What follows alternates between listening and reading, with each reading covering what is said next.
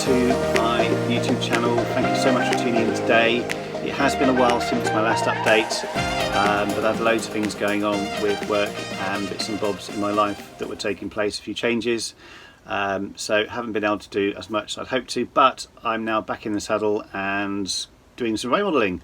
So just wanted to bring you guys up to speed on the layout, a few plans I've got going forward, a couple of changes that I'd like to make that I'd really appreciate your advice and comments on, and also wanted to do a little bit of a blatant plug for my wife's Etsy business. She has started a print-on-demand t-shirt business on Etsy, creating t-shirts for hobbies and all kinds of lifetime events. She is doing some train ones, as myself and our kids absolutely love trains, so she created this funny t-shirt for me. Just one more train, I promise. Obviously there's always another one I end up buying, so when I promise it's the last one, it never is the last one.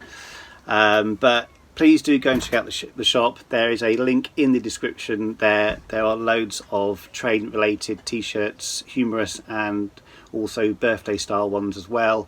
There's also a coupon in the description for an extra 5% off all of my YouTube subscribers and viewers, so please do head on over to her shop and check out. Let me know what you think, and hopefully you'll find something you like. Anyway, let's move on back to the layout, and yes, we'd be grateful for any support you can give my wife's shop. Really appreciate it. So let's crack on with the video on the layout.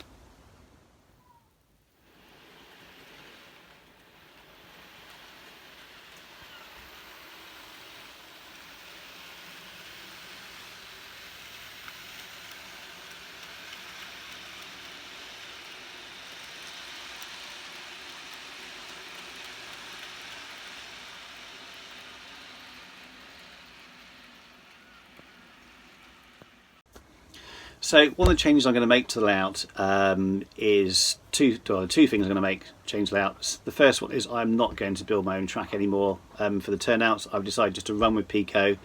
It's a lot easier, it's going to save me a load of time. I just really want to crack on with the layout now, and I think I can probably produce what I wanted to do with the Pico stuff, which will look great when it's weathered and painted. So I'm not going to make my own points. I think I just don't have the time, and I really want to get stuck in. The second thing I'm going to do is I'm decided not to go for DCC. I'm going to run the layout on DC. I've got a lot of old rolling stock which in reality is sort of 20-30 years old, and kind of DCCing that will be tricky. It can be done, but I've got so much now to convert to DCC. I'm kind of thinking, look, I can probably get away with some isolated sections in the yard, but also the engine shed area as well. I'd welcome your comments on this. I've done isolated sections before to be able to park several trains on the same siding by isolating each section of track, but welcome your comments on that. If there is a really easy and cheap way of DCCing stuff, again, would welcome any comments from anyone out there. I only have a limited amount of knowledge. There are tons of amazing people here on YouTube who clearly know their stuff and are very clever, and would welcome any advice from those that I can take. So yeah, do leave some comments in the box below. Let me know what you guys think. So before Christmas I did a review of the really good, fantastic Hornby Arnold ETR 610 set, which I absolutely love. Probably one of my favourite items of rolling stock that I purchased recently. At the time, the 4-car set was only available. For some reason they didn't release the 3-car add-on carriages at the time, which I thought was a bit strange because generally everything comes out at the same time. But obviously clearly with Hornby Arnold they decided to do the first sets first, the power car set first, and then release the add-on sets later on. I wasn't expecting it to arrive this soon, but I had an email from Hornby a week or so ago, and this has finally turned up on the doorstep. It is the 3-car add-on set, so it comprises of a second-class coach, a first-class coach, and also the restaurant car with this lovely livery on here, which looks absolutely fantastic, and I'll just show you that on the layout in just a few moments of it running, and do a few nice little slow shots so you can see what it looks like. But the 7-car set really does look good now. The 4-car set looked great, but obviously it's nice to have the full set running. I kind of wish I bought the slightly more older and original livery of this as well, but it is quite expensive and I only have a limited amount of funds to be able to buy stuff. So I'll just give you a whirl of that on the layout now. Let's head on over and take a look. Just before I show you the ETR 610 running in its full 7-car formation, one thing I do really like about this 3-car add-on set is they do provide an information sheet to tell you how the train is put together, so the complete composition of the 7-car set, so you can actually get it absolutely spot on with how it should look on the layout from what it looks like in real life. The great thing here is that it tells you which coach goes where, but also from which set it is. So it shows you if it's from the base 4-car set or if it's from the additional 3-car set. So it gives you an idea of which one is which and where it should go. So hopefully with that I shouldn't get any of the carriages in the wrong place. Super. Right, let's head over. I shall show you this train running. Okay, so here we have the full 7-car set. Looks really good. Really pleased with this already. Haven't even run it yet and it looks great. Just going to take you through very slowly. Just going to run it past the camera real slow so you can see the different there's the restaurant car, which looks amazing. Love that livery, really well applied as well.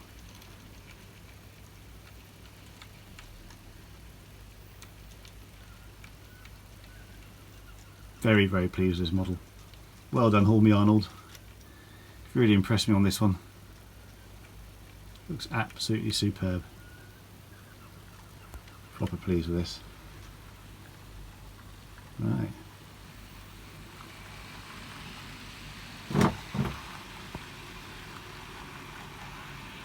There she goes.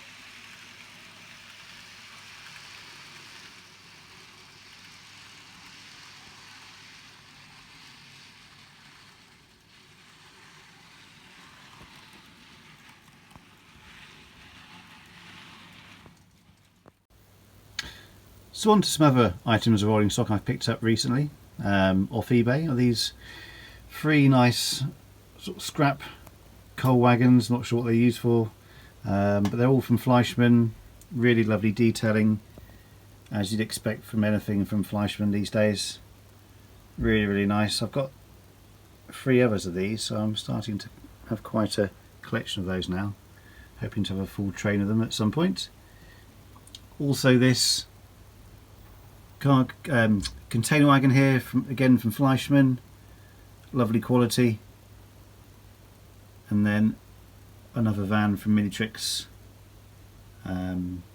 sliding door van.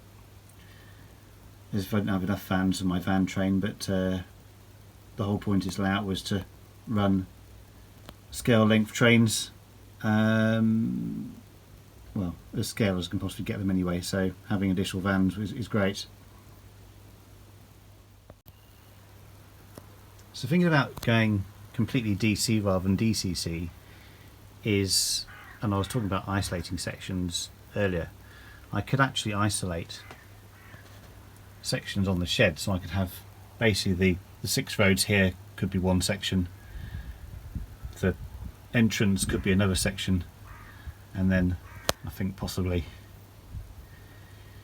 that would be it for the sections, and then where the additional loco shed would be in this area, that would be another section I could isolate. So a lot of isolating sections, but I think it would work out okay. Again, along the side, along this track here, I could isolate a few sections along there so I can park several locomotives up. So I can get probably, well, I don't know, best part of 20 locos on the shed, which is plenty. I don't think I actually have 20 locos, so it would certainly cater for everything I have so far. Anyway, let me know what you think in the description. Drop me a comment. Of course, obviously, I say any advice welcome on that, but I think DC is probably going to be enough for me. I'm not really too fussed about sound in N-gauge anyway, really. I mean, it does sound good for things like Class 37s, if you're modelling British Railways, 47s and 50s. John at Exhaven Harbour's got a lovely Class 50 on his layout, and that sounds absolutely fantastic. But I think for electric locos, I'm not sure DCC sound is quite there, but that is just my opinion. I'm sure there are some really good sound files out there which makes them sound fantastic, but I think from my perspective of what I'm looking for, probably just go with DC for the time being.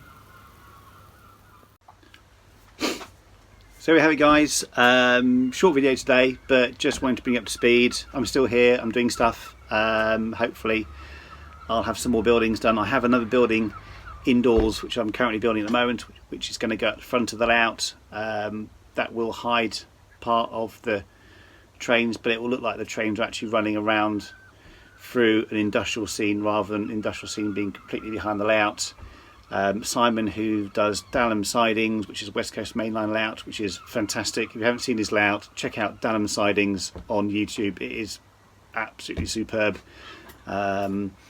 He has got a building right at the front of the layout, and the trains run behind that, out of the eyes of the viewer, but it does look really good. It does complete the scene really nicely, so I'll show you that probably in the next video. So that's all for now. Have a great time modelling.